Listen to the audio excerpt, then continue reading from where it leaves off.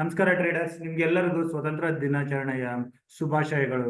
So ಇವತ್ತಿನ ಈ ವಿಡಿಯೋದಲ್ಲಿ ನಾವು 16 ಆಗಸ್ಟ್ ಶುಕ್ರವಾರ ನಿಫ್ಟಿ ಹಾಗೂ ಬ್ಯಾಂಕ್ ನಿಫ್ಟಿನಲ್ಲಿ ಯಾವ್ದೆಲ್ಲ ಲೆವೆಲ್ಸ್ ನ ಇಟ್ಕೊಂಡು ನಾವು ಟ್ರೇಡ್ ಮಾಡ್ಬೋದು ಅಂತ ಡಿಸ್ಕಸ್ ಮಾಡೋಣ. ಅದಕ್ಕಿಂತ ಮುಂಚೆ ಇವತ್ತಿನ ದಿನ 14 ಆಗಸ್ಟ್ ನಾವು ಏನಂತ ಡಿಸ್ಕಸ್ ಮಾಡಿದ್ವಿ ಹಾಗೂ ಮಾರ್ಕೆಟ್ ಅಲ್ಲಿ ಏನಾಯ್ತು ಅಂತ ಒಂದು ಬಾರಿ ಕ್ವಿಕ್ ಆಗಿ ನೋಡೋಣ.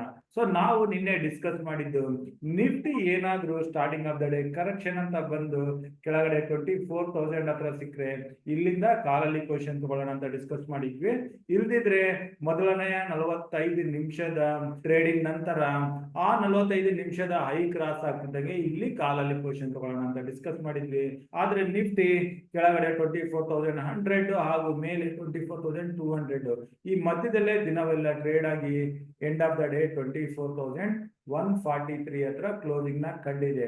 16 ಆಗಸ್ಟ್ ಟ್ರೇಡ್ ಮಾಡ್ಬೇಕಂತಂದ್ರೆ 16 ಆಗಸ್ಟ್ ಮಾರ್ಕೆಟ್ ಯಾವ ಲೆವೆಲ್ ಅಲ್ಲಿ ಓಪನ್ ಆಗುತ್ತೆ ಅನ್ನೋದು ಇಂಪಾರ್ಟೆಂಟ್ ಆಗುತ್ತೆ. ಏತಕ್ಕಂತಂದ್ರೆ 14 ಆಗಸ್ಟ್ ಇವತ್ತಿನ ದಿನ ನಮ್ಮ ಇಂಡಿಯನ್ ಮಾರ್ಕೆಟ್ ಕ್ಲೋಸ್ ಆದ್ಮೇಲೆ US ಮಾರ್ಕೆಟ್ ಅಲ್ಲಿ US ಇನ್ಫ್ಲೇಷನ್ ರೇಟ್ ಬರೋದಿದೆ.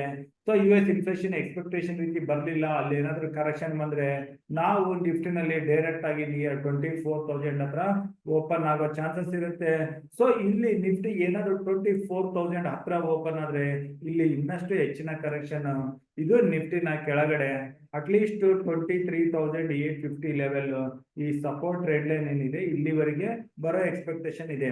ಇನ್ನು ನಿಫ್ಟಿ ಏನಾದ್ರೂ ಫ್ಲಾಟ್ ಆಗಿ ಅಥವಾ ಗ್ಯಾಪ್ ಅಪ್ ಅಲ್ಲಿ ಓಪನ್ ಆದ್ರೆ ನಿಫ್ಟಿಗೆ ಇಂಪಾರ್ಟೆಂಟ್ ರೆಸಿಸ್ಟೆನ್ಸ್ ಲೆವೆಲ್ 24,200 ಇರುತ್ತೆ. ಸೊ ನಿಫ್ಟಿ 24,200 ಮೇಲೆನೆ ಟ್ರೇಡ್ ಆಗ್ತಾ ಇದ್ರೆ ಇಲ್ಲಿಂದ ಇನ್ನಷ್ಟು ಅಪ್ ಬರ್ಬೋದು. ಆದ್ರೆ ನಾವು ಇಲ್ಲಿ ಯಾವುದೇ ಸಿ ಪೊಸಿಷನ್ ತಗೊಳ್ಳಲ್ಲ. ಏತಕ್ಕಂತಂದ್ರೆ ಬಿಯರಿಶ್ ಕ್ಲೋಸಿಂಗ್ ನಂತರ ನೆಕ್ಸ್ಟ್ ವೀಕ್ ಅಲ್ಲಿ ಯಾವುದೇ ಗ್ಯಾಪ್ ಅಪ್ ಅಥವಾ ಅಪ್ ಮೂವ್ ಅಲ್ಲಿ ಇಮಿಡಿಯೇಟ್ ಆಗಿ ಕರೆಕ್ಷನ್ ಬರೋ ಚಾನ್ಸಸ್ ಇರುತ್ತೆ. ಸೊ ಹಾಗಾಗಿ ನಾವು 24,200 ಮೇಲೆ ಆಗ್ಲಿ ಅಥವಾ 24,100 ಮೇಲೆ ಆಗ್ಲಿ ಯಾವುದೇ ಸಿ ಪೊಸಿಷನ್ ತಗೊಳ್ಳಲ್ಲ. ನಿಫ್ಟಿ ಏನಾದ್ರು 24,100 ಕೆಳಗಡೆ ಟ್ರೇಡ್ ಆಗಕ್ಕೆ ಶುರು ಆದ್ರೆ ಇಲ್ಲಿ ಪುಟ್ ಪೊಸಿಷನ್ಸ್ ನ ತಗೋತೇವೆ. ಇಲ್ಲಿಂದ ಬರೋ ಡೌನ್ ಮುಗಿಗೆ 24,000 ಮೊದಲನೇ ಟಾರ್ಗೆಟ್ 50 ಡೇ ಮೂವಿಂಗ್ ಅವರೇಜ್ ಹತ್ರ. ಸೊ ಇಲ್ಲಿ ನಿಫ್ಟಿ ಸ್ವಲ್ಪ ಕನ್ಸಲ್ಟೇಷನ್ ಆಗ್ತಾ 24,000 ಕೆಳಗಡೆ ಬಂದ್ರೆ 23,850 ವರೆಗೆ ನಾವು ಟಾರ್ಗೆಟ್ ಇಟ್ಕೋತೀವಿ. ಸೊ ನಾವು ಶುಕ್ರವಾರ ದಿನ ಓನ್ಲಿ ಪುಟ್ ಪೊಸಿಷನ್ ಮಾತ್ರನೇ ಟ್ರೇಡ್ ಮಾಡ್ತಾ ಇದೀವಿ. ಕಾಲ್ ಪೊಸಿಷನ್ಸ್ ಏನಾದ್ರು ತಗೊಳ್ಳೋ ಲಕ್ಷಣಗಳು ಇದ್ರೆ ಮಾರ್ಕೆಟ್ ಅಲ್ಲಿ ರಿವರ್ಸಲ್ ಬಂದಿದ್ರೆ ಅದನ್ನ ನಾವು ಸೋಮವಾರದಿಂದ ಯೋಚನೆ ಮಾಡೋಣ. ಶುಕ್ರವಾರ ದಿನ ನಾವು ಯಾವುದೇ ಕಾಲ್ ಪೊಸಿಷನ್ಸ್ ನಿಫ್ಟಿನಲ್ಲಿ ತಗೊಳ್ಳಲ್ಲ. ಇನ್ನು ಬ್ಯಾಂಕ್ ನಿಫ್ಟಿ ಬರೋಣ. ಸೊ ನಾನು ಆಲ್ರೆಡಿ ಹೇಳಿದಂಗೆ ಬ್ಯಾಂಕ್ ನಿಫ್ಟಿ ಕೂಡ ಸೈಡ್ ವೇಸ್ ಅಲ್ಲಿ ಟ್ರೇಡ್ ಆಗಿದೆ. ಮೊದಲನೇ 45 ನಿಮಿಷದ ರೇಂಜ್ ಅಲ್ಲಿ ದಿನವೆಲ್ಲ ಟ್ರೇಡ್ ಆಗಿ ಎಂಡ್ ಆಫ್ ದ ಡೇ 49,727 ಹತ್ರ ಕ್ಲೋಸಿಂಗ್ ನ ಕಂಡಿದೆ. ಇದು ತನ್ನ 100 ಡೇ ಮೂವಿಂಗ್ ಅವರೇಜ್ ಕೆಳಗಡೆನೆ ಟ್ರೇಡ್ ಆಗ್ತಾ ಇದೆ. ಸೊ ಬ್ಯಾಂಕ್ ನಿಫ್ಟಿನಲ್ಲಿ ಈಗಿನ ಲೆವೆಲ್ ಇಂದ -100 ಪಾಯಿಂಟ್ಸ್ ಅಂದ್ರೆ ಕೂಡ 49,600 ಹತ್ರ ಸಪೋರ್ಟ್ ಇರುತ್ತೆ. ಸೊ ಬ್ಯಾಂಕ್ ನಿಫ್ಟಿ ಈ ಲೆವೆಲ್ ನ ಬ್ರೇಕ್ ಆಗಿ ಕೆಳಗಡೆ ಬಂದ್ರೆ ಡೈರೆಕ್ಟ್ ಆಗಿ ಈ ಸಪೋರ್ಟ್ ರೆಡ್ ಲೈನ್ ಇದು 49,000 ಹತ್ರ ಇದೆ. ಸೊ ಇಲ್ಲಿವರೆಗೆ ಬ್ಯಾಂಕ್ ನಿಫ್ಟಿ ಬರೋ ಚಾನ್ಸಸ್ ಇದೆ.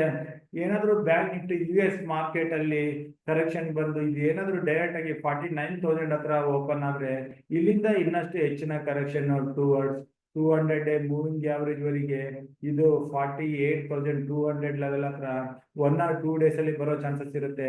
ಸೊ ಬ್ಯಾಂಕ್ ನಿಫ್ಟಿನಲ್ಲಿ ಕೂಡ ನಾವು ಯಾವುದೇ ಸಿ ಪೊಸಿಷನ್ ತಗೊಳ್ಳೋದ್ರನ್ನ ಅವಾಯ್ಡ್ ಮಾಡಿ ಓನ್ಲಿ ಪುಟ್ ಪೊಸಿಷನ್ ತಗೊಳ್ಳೋದ್ರ ಬಗ್ಗೆ ಯೋಚನೆ ಮಾಡಬಹುದು. 49,600 ಕೆಳಗಡೆ ಟಾರ್ಗೆಟ್ 48,200 ವರೆಗೆ ಇಟ್ಕೋಬಹುದಾಗಿದೆ. ಇನ್ನು US ಮಾರ್ಕೆಟ್ ಅಲ್ಲಿ ರಿಕವರಿ ಬಂದು ನಮ್ಮ ಇಂಡಿಯನ್ ಮಾರ್ಕೆಟ್ ಅಲ್ಲೂ ಬ್ಯಾಂಕ್ ನಿಫ್ಟಿ ಗ್ಯಾಪ್ ಅಪ್ ಅಲ್ಲಿ ಓಪನ್ ಆದ್ರೆ ಆಲ್ರೆಡಿ ನಾವು ನಿಫ್ಟಿನಲ್ಲಿ ಡಿಸ್ಕಸ್ ಮಾಡಿದಂಗೆ ಬ್ಯಾಂಕ್ ನಿಫ್ಟಿನಲ್ಲಿ ಕೂಡ ಸೆಲ್ ಅಂಡ್ ರೈಸ್ ಸೆಂಟಿಮೆಂಟ್ ಇರುತ್ತೆ. ಯಾವುದೇ ರಿಕವರಿನಲ್ಲಿ ಸೆಲ್ಲಿಂಗ್ ಬರೋ ಚಾನ್ಸಸ್ ಇರುತ್ತೆ. ಸೊ ಶುಕ್ರವಾರ ದಿನಕ್ಕೆ ಅಟ್ಲೀಸ್ಟ್ ಓನ್ಲಿ ಪುಟ್ ಪೊಸಿಷನ್ ತಗೊಳ್ಳೋದ್ರ ಬಗ್ಗೆ ಬ್ಯಾಂಕ್ ನಿಫ್ಟಿನಲ್ಲಿ 49,600 ಕೆಳಗಡೆ ಪುಟ್ ಪೊಸಿಷನ್ಸ್. ಇನ್ನು ಬ್ಯಾಂಕ್ ನಿಫ್ಟಿ 49,600 ಮೇಲೆ ಯಾವುದೇ ಲೆವೆಲ್ ಅಲ್ಲಿ ಟ್ರೇಡ್ ಆಗ್ತಾ ಇದ್ರೆ ಕೂಡ ನಾವು ಯಾವುದೇ ಟ್ರೇಡ್ ಮಾಡೋದು ಬೇಡ.